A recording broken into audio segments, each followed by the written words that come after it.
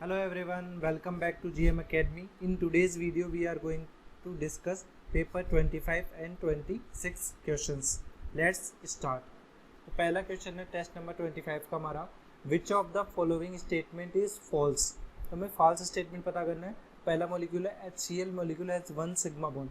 तो सही बात है कि हाइड्रोजन क्लोराइड जो होता है उसमें एक ही सिग्मा बॉन्ड है, तो करेक्ट स्टेटमेंट है। Then acetylene molecule has 3 pi bond and 3 sigma bond. Acetylene molecule होता है इथाइन। यहाँ पर पाई बॉन्ड कितने हैं? 2 पाई बॉन्ड है और सिग्मा बॉन्ड कितने? यहाँ पर 3। तो ये स्टेटमेंट क्या है? फॉल्स है। सी स्टेटमेंट देखते हैं। इथाइलिन, इथाइलिन क्या होता है अपने पास? CH2 double bond CH2। ठीक है, इसमें सिग्मा कितने होंगे? 2 तो यहाँ पे, 2 यहाँ पे और 1 इसका। तो टोटल सिग्मा हो जाएंगे 5 और पाई कितने हो जाएंगे? 1। तो यहाँ पर ये स्टेटमेंट सही है। डी देखते हैं। Water molecule has 2 sigma bonds and 2 lone pairs. तो वाटर में देखें तो वाटर में 2 सिग्मा बॉन्ड है और यहाँ पे 2 लोन पेयर भी है। तो ये स्टेटमेंट भी करेक्ट है। इसका मतलब जो इनकरेक्ट स्टेटमेंट है वो है बी। तो हमारा जो आंसर हो जाएगा वो होगा बी। ठीक है, नेक्स्ट है, which of the following has intra molecular hydrogen bonding. Intra molecular से मतलब क्या है कि उसी मोलिक्यूल में हो। लेट से जैसे वाटर देखते हैं, तो वाटर में क्या होता है? ये है इसका दूसरा मोलिक्यूल, ये इसके बीच में हाइड्रोजन बॉन्डिंग होगी, तो ये है इंटर। पर ऑर्थो नाइट्रोफिनॉल में देखते हैं। ऑर्थो नाइट्रोफिनॉल क्या होगा कि हमारे पास NO2 ग्रुप है यहाँ पे और यहाँ पर ये फिर OH। तो यहाँ पर मॉलिक्यूल के अंदर ही हाइड्रोजन बॉन्डिंग हो रही है। तो ये क्या है? इंट्रा हाइड्रोजन बॉन्डिंग है। तो हमारा जो आंसर हो जाएगा वो हो जाएगा ऑप्शन बी। ठीक है, बाकी सब में इंटर हाइड्रोजन बॉन्डिंग होगी क्योंकि 2 डिफरेंट मॉलिक्यूल्स का यूज होगा। नेक्स्ट है, in Lassaigne test for the detection of halogen the sodium fusion extract is first boiled with concentrate nitric acid. Why? Because यदि हमारे पास कंपाउंड में नाइट्रोजन या सल्फर प्रेजेंट है तो उसकी वजह से क्या क्या बन रहा होगा? NaCN, सोडियम साइनाइड और सोडियम सल्फाइड। सो इन दोनों को हमें रिमूव करना होगा। इनको रिमूव कैसे करेंगे? कंसनट्रेट HNO3 के साथ इनकी रिएक्शन करा के। कंसनट्रेट HNO3 क्या करेगा? इनको डिसोल्व कर लेगा और बना लेगा NaNO3 एक्वस में, और यहाँ पर भी NaNO3 एक्वस में, और HCN गैस और H2O गैस निकल जाएगी।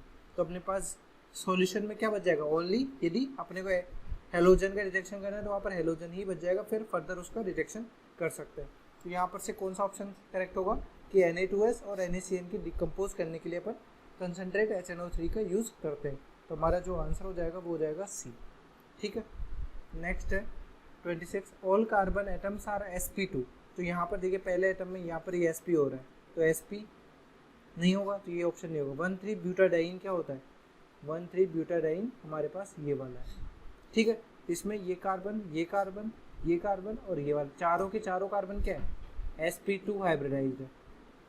ठीक है, आप इनको अरेंज भी कर सकते हैं। यहाँ पर H आ जाएगा, यहाँ पर H आ जाएगा। ठीक है, तो ये सारे के सारे sp2 है। बाकी ऑप्शंस में देखेंगे जैसे यहाँ पर sp आ रहा है, तो ये वाला ऑप्शन भी नहीं होगा। साइक्लोहेक्सेन में सारे के सारे क्या होंगे?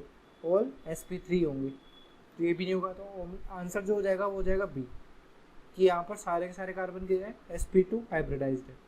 नेक्स्ट है, which of the following pairs of compounds R ring chain isomer. तो पहला कंडीशन है आइसोमर। आइसोमर के लिए क्या होना चाहिए? Molecular formula same. ठीक है, अब 2 स्ट्रक्चर दिए हुए हैं तो आपको सबसे पहले क्या देखना है कि उसका DU सेम होना चाहिए, डिग्री ऑफ अनसेचुरेशन सेम होना चाहिए, या उसके अलावा क्या है उसमें नंबर ऑफ एटम्स सेम होने चाहिए। यदि दोनों कंडीशन फुलफिल हो रही है तो हमारे पास उसका मॉलिक्यूलर फॉर्मूला भी सेम होगा। ठीक है, जैसे अभी ये ऑप्शन में चेक करते हैं, ये ऑप्शन में इसका DU क्या है? 1, तो उसके लिए यहाँ पर एक पाई बॉन्ड होना चाहिए था। तो इन दोनों का मॉलिक्यूलर फॉर्मूला ही क्या होगा? डिफरेंट होगा। तो ये दोनों आइसोमर ही नहीं होंगे, तो ऑप्शन ए तो होगा ही नहीं। दूसरा देखते हैं, यहाँ पर देखिए मॉलिक्यूलर फॉर्मूला सेम है दोनों का, यहाँ पर मॉलिक्यूलर फॉर्मूला सेम है। ठीक है, बट ये क्या है? यहाँ पर प्राइमरी है, ये एलिफेटिक एल्डिहाइड है। ठीक है, ये एलिफेटिक है और यहाँ पर ये क्लोरीन डायरेक्टली इस पे जुड़ा हुआ है। और अपने को यहाँ पर पूछा है रिंग चेन आइसोमर, यहाँ पर पोजीशन चेंज हो रही है क्लोरीन की, तो ये रिंग चेन नहीं होंगे। रिंग चेन में क्या होता है कि एक लेट से हमारे पास एक एसाइक्लिक है और दूसरा साइक्लिक है, इन दोनों का जो रिलेशन होगा वो रिंग चेन आइसोमर्स का होगा, यदि इन दोनों की मॉलिक्यूलर फॉर्मूला सेम है तो ऐसी कंडीशन अपने को फुलफिल का हो रही है ऑप्शन सी में कि यहाँ पर मोलिकुलर फॉर्मूला भी सेम है और एक रिंग है और एक असाइक्लिक है। तो हमारा जो आंसर हो जाएगा वो हो जाएगा ऑप्शन सी। ठीक है, नेक्स्ट है 29, the maximum number of carbon atoms arranged linearly in the molecule. तो हमारे पास लीनियरली कौन कौन से हो सकते हैं? हमारे पास ये तो एल्काइन है, तो ये 180 डिग्री पे हो गई, उससे ये कार्बन जुड़ा होगा, इससे ये कार्बन भी जुड़ा होगा, बाकी हाइड्रोजन आप ऐड कर सकते हैं। ठीक है, अब इसके बाद में हमारे पास इस कार्बन से जो ये एल्काइन जुड़ा हुआ है ये हमारा किसी भी दूसरे प्लेन में भी हो सकता है, इस तरह से। जरूरी थोड़ी है कि ये हमारे पास है। तो मैक्सिमम जो पॉसिबिलिटी है वो क्या हो सकती है कि 4 कार्बन ही एक लाइन में होंगे। एक लाइन में होंगे तो हमारे पास मैक्सिमम कार्बन कितने यूज हो गए? 4। इसलिए हमारा जो आंसर हो जाएगा वो हो जाएगा बी। ठीक है, ये प्लेन में रहेंगे दोनों के दोनों, बट इस कार्बन का इस लाइन में, यानी ट्रिपल बॉन्ड जिस एक्सेस पे, लेट्स से एक्स एक्सेस पे, तो उसी प्लेन में होना जरूरी नहीं। ये हमारा किस प्लेन में हो सकता है? ये हमारा YZ प्लेन में भी हो सकता है। ठीक है, YZ प्लेन में होगा तो हमारे पास ये कार्बन एक्स एक्सेस पे नहीं होगा, तो हमारे पास मैक्सिमम कार्बन कितने?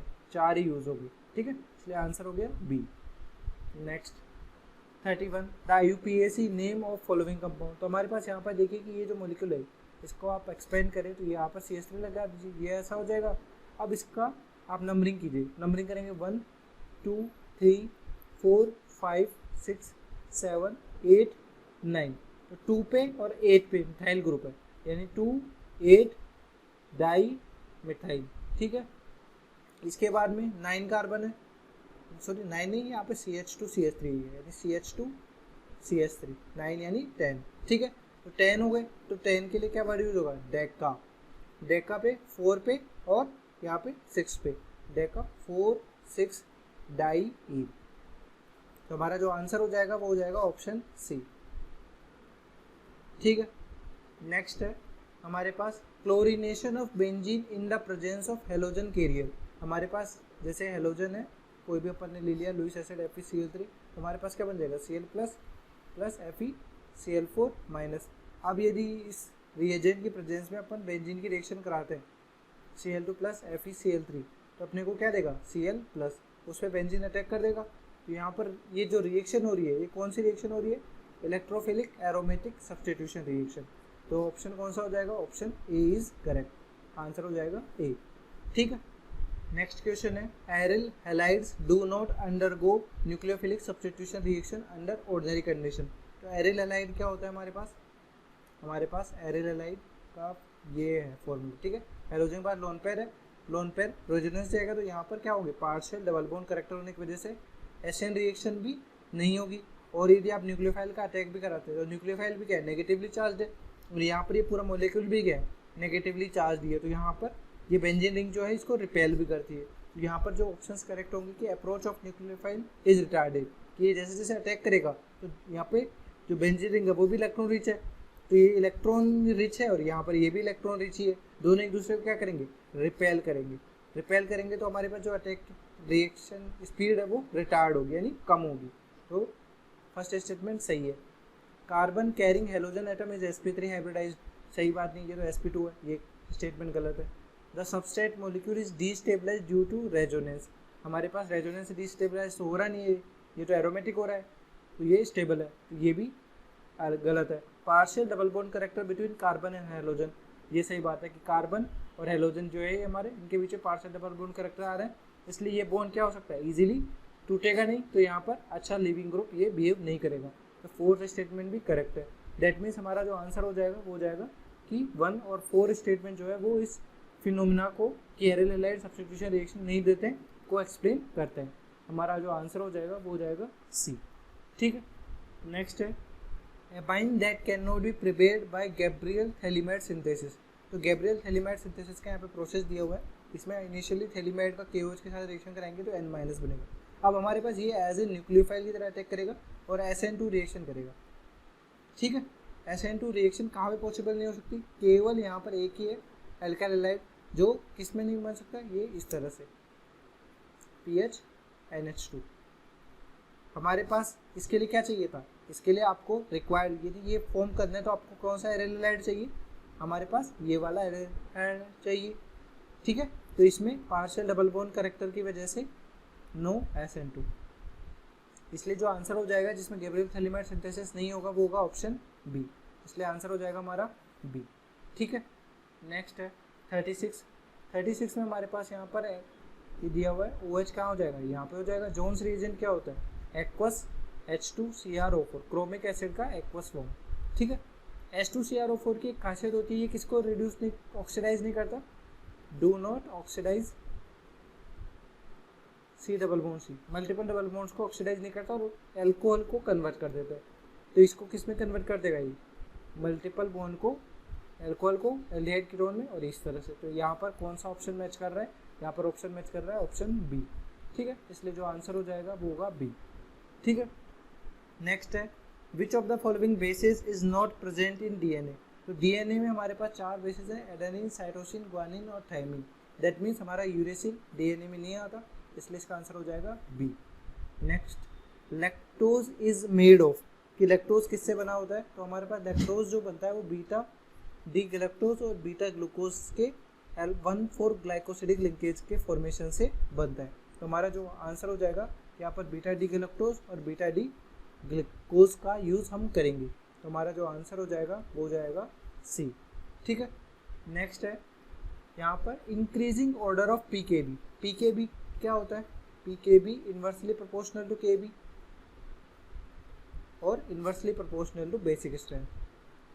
कि बेसिक स्ट्रेंथ जिसकी सबसे ज़्यादा होगी उसका PKB वैल्यू सबसे कम होगा। तो यहाँ पर आप देखिए कि हमारे पास इस नाइट्रोजन की वजह से ये लोन पेयर और यहाँ पर नेगेटिव चार्ज हो जाएगा। सेम ही फिनोमेना इसके साथ होगी, यहाँ पर नाइट्रोजन के वजह से, तो ये दोनों के दोनों ग्रुप क्या कर रहे हैं, +M शो कर रहे हैं, यहाँ पर भी ये +M शो कर रहा है और यहाँ पर सिंपल न्यूट्रल था। तो न्यूट्रल की वजह क्या होता है, नेगेटिवली चार्ज ज़्यादा बेसिक होता है। तो सबसे ज़्यादा बेसिक स्ट्रेंथ किसकी होगी यहाँ पर, यदि मैं बेसिक स्ट्रेंथ पूछूँ सबसे ज़्यादा बेसिक स्ट्रेंथ या KB का ऑर्डर किसका होगा, यहाँ पर होगा सेकेंड का सबसे ज़्यादा होगा। क्यों, क्योंकि यहाँ पर 2 +M ग्रुप जुड़े हुए हैं और नेगेटिव किस पे आएगा, नाइट्रोजन पे नेगेटिव आएगा, जिससे ज़्यादा लोन पेयर डोनेशन टेंडेंसीज की ज़्यादा होगी। ठीक है, बाकी दूसरे ऑप्शन में यदि देखें अपन, यहाँ पर +M लग रहा है, तो ये भी अपना लोन पेयर देगा इसको इजीली, इसलिए 2 के बाद में 1 आएगा, फिर सबसे लास्ट में आएगा 3, क्योंकि यहाँ पर कोई भी +M फैक्टर वाले नहीं है, यहाँ पर सिर्फ +I शो करने वाले ग्रुप्स जुड़े हुए हैं। ठीक है, तो बेसिक स्ट्रेंथ जो होती है वो डायरेक्टली प्रोपोर्शनल होती है +M के और +I के। +M ग्रुप जुड़े हुए हैं तो बेसिक स्ट्रेंथ ज़्यादा होगी। तो हमारा KB का ऑर्डर ये है, तो PKB का ऑर्डर क्या होगा, जस्ट उल्टा हो जाएगा, 2 < 1 < 3। तो ये कहाँ पे दिया हुआ है, ये ऑप्शन ए हमारा मैच कर रहा है, इसलिए हमारा जो आंसर हो जाएगा वो हो जाएगा ऑप्शन ए। नेक्स्ट अपन टेस्ट नंबर 26 स्टार्ट करने जा रहे हैं। इसका पहला क्वेश्चन है आइडेंटिफाई A एंड B। तो ए हमारे पास क्या हो सकता है, यहाँ पर देखिए ये जो रिएक्शन करा रहे हैं किसके साथ, ये कौन सी रिएक्शन लग रही है, वो कुचरोव रिएक्शन। कुचरोव रिएक्शन किसके साथ आता है, एल्काइन के साथ। तो यहाँ पर एल्काइन कौन सा है, यहाँ पर C2H2 एक एल्काइन दिया हुआ है।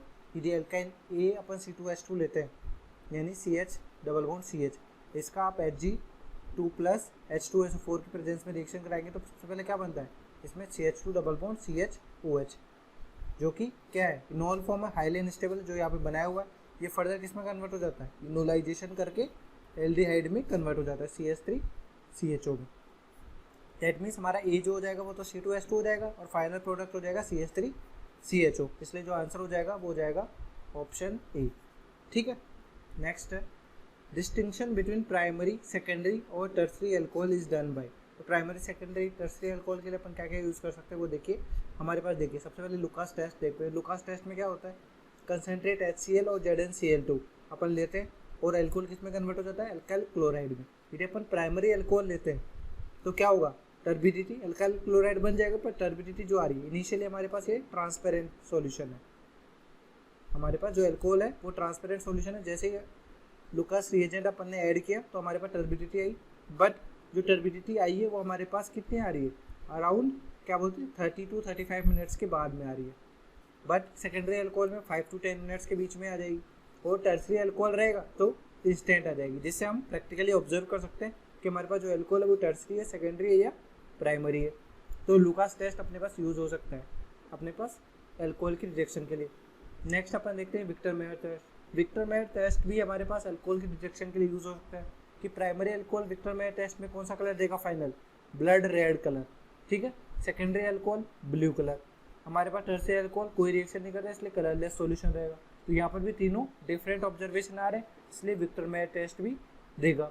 फिर ऑक्सीडेशन मेथड देख लेते हैं। तो ऑक्सीडेशन मेथड में क्या होगा कि हमारे पास प्राइमरी अल्कोहल ऑक्सीडाइज करते हैं अपन तो एल्डिहाइड बनता है, सेकेंडरी अल्कोहल कीटोन बनाता है और टर्शियरी अल्कोहल ऑक्सीडाइज करके एल्कीन बनाता है।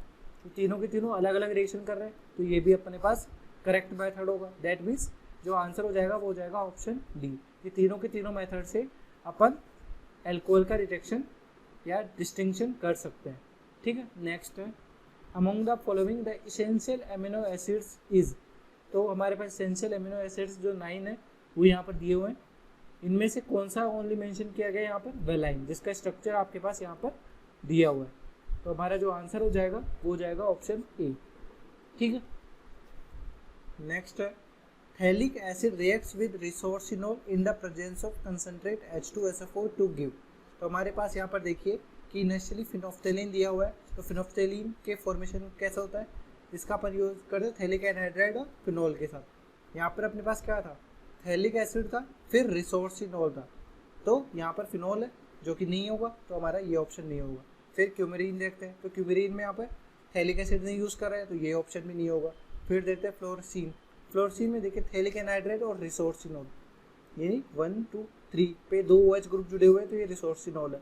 अब थैलिक एनहाइड्राइड कैसे बनाया होगा आपने थैलिक एसिड से, आप यदि थैलिक एसिड क्या होता है, ये हमारे पास COOH है, COOH है, आपके पास H2SO4 दिया हुआ है, H2SO4 क्या डिहाइड्रेटिक एजेंट है, उससे थैलिक एनहाइड्राइड बनाएंगे, उसकी रिएक्शन किससे कराएंगे, रिसोर्सिनोल से, तब हमारे पास क्या बनेगा, फ्लोरिसीन। तो हमारा जो आंसर हो जाएगा वो हो जाएगा सी, कि यहाँ पे सी का फॉर्मेशन हो रहा है। पर यदि डी देखे एलिजिनिन, वो कैसे बनता है, तो एलिजिनिन के फॉर्मेशन के लिए एंथ्राकिनोन लेते हैं H2SO4 प्लस NaOH की प्रेजेंस में, और इस तरह से इसका फॉर्मेशन हो जाता है। पर अपने पास रिएक्टेंट क्या दिया है, थैलिक एसिड और रिसोर्सिनोल, तो डी भी नहीं होगा। तो हमारा जो आंसर होगा वो होगा सी। ठीक है, नेक्स्ट है 21 colourless organic compound give brisk effervescence with a mixture of sodium nitrite and dilute HCl। तो सोडियम नाइट्राइट क्या होता है, NaNO2 प्लस HCl, ये रिएक्ट करके क्या बनाएंगे, नाइट्रस एसिड प्लस NaCl। हमारे पास जो यूरिया है NH2CONH2, ये क्या करता है, हमारे पास नाइट्रस एसिड के साथ में यदि इसकी रिएक्शन करा दे तो ये क्या बनाएगा, formic acid plus ammonia plus nitrogen gas release हो जाएगी। ये फॉर्मिक एसिड फर्दर ऑक्सीडाइज होके क्या हो जाएगा, किस में कन्वर्ट हो जाएगा, H2O प्लस कार्बन डाइऑक्साइड में। अब ये जो CO2 गैस निकल रही है, इसकी वजह से due to this brisk effervescence अपने को हाथ मिलती है। एफरवेसेंस जो मिल रही है वो ड्यू टू CO2 गैस के फॉर्मेशन की वजह से हो रही है, जो अपने को मिल रहा है जब नाइट्रस एसिड यूरिया के साथ रिएक्ट कर रहा है। इसलिए जो हमारा आंसर हो जाएगा यहाँ पर वो होगा सी। ठीक है, नेक्स्ट है which of the following is not formed in iodoform reaction. तो आयोडोफॉर्म रिएक्शन में क्या होता है, CH3 C double bond O CH3, ये रिएजेंट किसके साथ I2 प्लस NaOH। तो बेस क्या करता है, इनिशियली किसी एसिडिक H को लेके जाएगा, यहाँ पे क्या बनेगा CH3 C double bond O CH2 negative, ये फिर न्यूक्लियोफाइल की तरह काम करेगा और इस आयोडीन को निकाल देगा। तो यहाँ पे बनेगा CH3 C double bond O CH2I। अब इसके बाद फिर वापस अपन OH माइनस से एसिडिक H लेके जाएंगे, तो कहाँ से लेके जाएंगे, यहाँ से। क्यों, ये जो एनायन बनेगा हमारा, इससे एनायन बनेगा। अब ये एनायन क्या है, स्टेबलाइजर, रेजोनेंस प्लस इसके माइनस आई की वजह से, माइनस आई इफेक्ट की वजह से यहाँ से नहीं निकलेगा। ठीक है, तो इसका मतलब क्या हुआ कि जैसे जैसे फिर आयोडीन की रिएक्शन कराएंगे तो क्या बन जाएगा, CH3 C double bond O CHI2, फिर फर्दर इसकी 1 मोल I2 और NaOH के साथ में रिएक्शन करेंगे तो ये बन जाएगा CH3 C double bond O CI3। फिर इसका OH माइनस की प्रेजेंस में रिएक्शन कराएंगे तो ये अटैक करेगा यहाँ पर, फिर ये और यहाँ पर CI3 रिमूव हो जाएगा, तो माइनस CI3 निकल जाएगा और क्या बन जाएगा CH3 C double bond OH plus CI3 minus. अब यहाँ पर एसिड बेस प्रोटॉन ट्रांसफर हो जाएगा, तो CH3 C double bond O minus plus CHI3। तो यहाँ पर इंटरमीडिएट कौन कौन से बन रहे हैं, ये भी बन रहा है, ये भी बन रहा है और ये भी बन रहा है, केवल कौन सा नहीं बन रहा है, ये नहीं बन रहा। तो हमारा जो आंसर हो जाएगा वो हो जाएगा बी। ठीक है, नेक्स्ट है in this molecule pi electron density is more. तो यहाँ पर देखिए ऑक्सीजन का जो लोन पेयर है ये रेजोनेंस में जाएगा, रेजोनेंस जाएगा तो यहाँ पर, तो यहाँ पर एक बार नेगेटिव बनेगा, फिर ये नेगेटिव रेजोनेंस जाएगा, फिर नेगेटिव, तो नेगेटिव किस किस कार्बन पे आ रहा है, C2 कार्बन पर और C4 कार्बन पर, जिन पे इलेक्ट्रोनेगेटिविटी मैक्सिमम होगी। दैट मीन्स C2 और C4 और C4 पर पाई इलेक्ट्रोनेगेटिविटी मैक्सिमम होगी, इसलिए आंसर हो जाएगा B, due to plus M of oxygen. Next है 24, what is true about the following equilibrium. तो यहाँ पर क्या किया, H प्लस को रिमूव किया, तो ये क्या बन गया इस तरह का। तो यहाँ पर इस मॉलिक्यूल को आप स्टडी करें तो ये मॉलिक्यूल क्या है, एंटी एरोमेटिक है। एंटी एरोमेटिक क्यों है, क्योंकि यहाँ पर 4 पाई इलेक्ट्रो सिस्टम है और कंटिन्यूअस रेजोनेंस भी है और सारे कार्बन sp2 हाइब्रिडाइज्ड भी है। तो एंटी एरोमेटिक जो होते हैं वो हाईली अनस्टेबल होते हैं एट रूम टेम्परेचर। तो यहाँ पर रिएक्शन क्या होगी, बैकवर्ड डायरेक्शन में जाएगी, ये हमेशा इसमें रहेगा। ये नॉन एरोमेटिक है, ये एंटी एरोमेटिक है। नॉन एरोमेटिक एंटी एरोमेटिक से ज़्यादा स्टेबल है। दैट मीन्स हमारे पास almost completely shifted to left, ये वाला ऑप्शन जो होगा इक्विलिब्रियम लेफ्ट साइड में शिफ्ट हो जाएगी, इसलिए आंसर हो जाएगा यहाँ पर ए। ठीक है, नेक्स्ट क्वेश्चन है which of the following is Wurtz Fittig reaction. Wurtz reaction क्या होती है हमारे पास, जब अपन सिंपल RX ले लेते हैं, RX की सोडियम ड्राई एथर की प्रेजेंस में और फिर RR का फॉर्मेशन हो गया, ये तो हो गया वुड्स रिएक्शन। ठीक है, अब फिटिंग रिएक्शन में क्या करते हैं अपन, एरोमेटिक ले लेते हैं, सोडियम ड्राई एथर की प्रेजेंस में ये PH का फॉर्मेशन हो गया, ये हो गई फिटिंग रिएक्शन। बस अब इन दोनों का जब अपन मिक्स कर देते हैं तब हमारे पास वुड्स फिटिंग रिएक्शन होती है। दैट मीन्स क्रॉस प्रोडक्ट का फॉर्मेशन होगा, PHX सोडियम ड्राई एथर के साथ में रिएक्शन कराएंगे तो हमारे पास क्या बन जाएगा RPH। ये हमारे पास जो रिएक्शन होगी ये होगी वुड्स फिटिंग रिएक्शन। तो यहाँ पर ऐसा कौन सा ऑप्शन मैच कर रहा है, यहाँ पर देखिए PHBr है और CH3CH2Br है सोडियम की प्रेजेंस में। तो यहाँ पर क्या बन रहा है, फाइनल यहाँ पर एरो आएगा, उसके साथ ये क्रॉस प्रोडक्ट का फॉर्मेशन हो रहा है। तो हमारे वुड्स फिटिंग रिएक्शन का एग्जांपल ऑप्शन ए है, इसलिए जो आंसर हो जाएगा वो होगा ए। ठीक है, नेक्स्ट है 26, which of the following compounds is oxidised to prepare methyl ethyl ketone. Methyl ethyl ketone से क्या मतलब है, कीटोन ग्रुप है उसकी तरफ एक बार मिथाइल लगा हुआ है और एक बार इथाइल, यानी CH2CH3। ये कब बन सकता है, जब आप ऑक्सीडेशन कराए किसका, यहाँ पर एल्कोहल लगा दें आप, ये CH3COH H CH2CH3, तो ये क्या है butan two ol. That means option C is correct. तो हमारा आंसर जो हो जाएगा वो होगा सी। ठीक है, नेक्स्ट है 27 में हमारे पास दिया हुआ है among the following isomeric amines one having the lowest boiling point. तो यहाँ पर देखिए कि हमारे पास जो टर्सरी एमाइन होता है ये है टर्सरी एमाइन।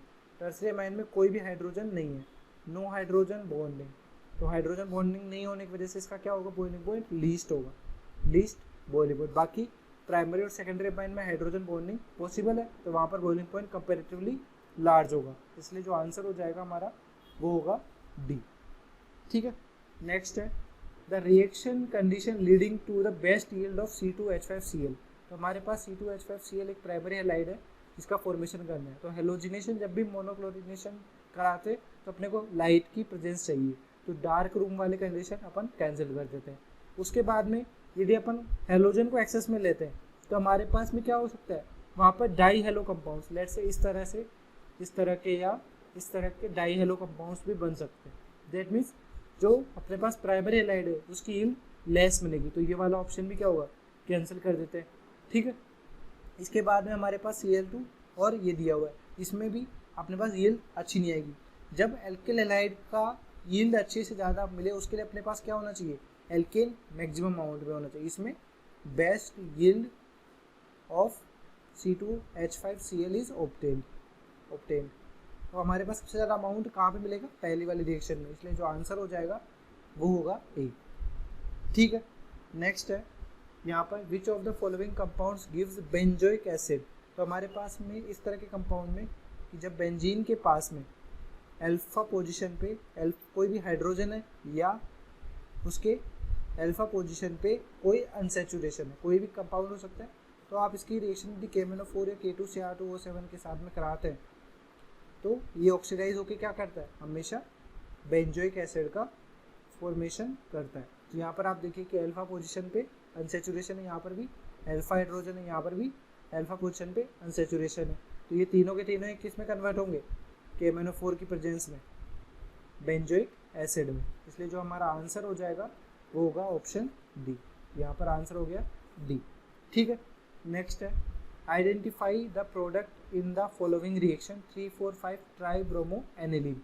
तो हमारे पास में क्या देखिए 3,4,5 कौन सा है हमारे पास 3,4,5 3 पे ब्रोमीन, यहाँ पे 4 पे ब्रोमीन, ठीक है। एनिलीन हो गया NH2 3,4,5 ब्रोमो एनिलीन। अब डाइएजोटाइजेशन नाइट्रस एसिड के साथ में रिएक्शन कराएंगे, क्या बन जाएगा हमारे पास benzene diazonium chloride, that means N2 plus, और यहाँ पर ये Br और Br, इसकी किसके साथ रिएक्शन करा दे आप H3PO2 के साथ। H3PO2 में N2 प्लस रिमूव हो जाएगा और बेंजीन बन जाएगा यहाँ पर। तो ये क्या बन जाएगा इस तरह का Br। तो इसका कंपाउंड का क्या नाम हो जाएगा 1 2 3 ट्राइब्रोमो बेंजीन। तो हमारा जो आंसर हो जाएगा वो हो जाएगा ऑप्शन बी, ठीक है। Next question is alizarin dye obtained from the root of madder plant in anthraquinone derivative, its structure corresponds to. तो हमारे पास में एंथ्राक्विनोन का जो स्ट्रक्चर होता है वो हमारे पास यहाँ पर दिया हुआ है, और फिर एलिजरीन का ये एग्जाम्पल दिया हुआ है। तो यहाँ पर 1 2 पोजिशन 1 2 3 4 5 6 7 8 9 10 इस तरह से नंबरिंग करेंगे।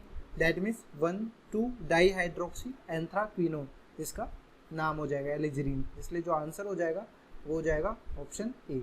इस तरह से आज हमने कौन कौन से पेपर के लिए 25 एंड 26 पेपर को कंप्लीट कर लिया। बाकी यदि पेपर्स को आप देखना चाहते हैं तो नीचे डिस्क्रिप्शन बॉक्स में प्लेलिस्ट लिंक दी हुई है, ठीक है, वहाँ पर आप क्लिक करके बाकी के पेपर्स को भी देख सकते हैं। Thank you for watching.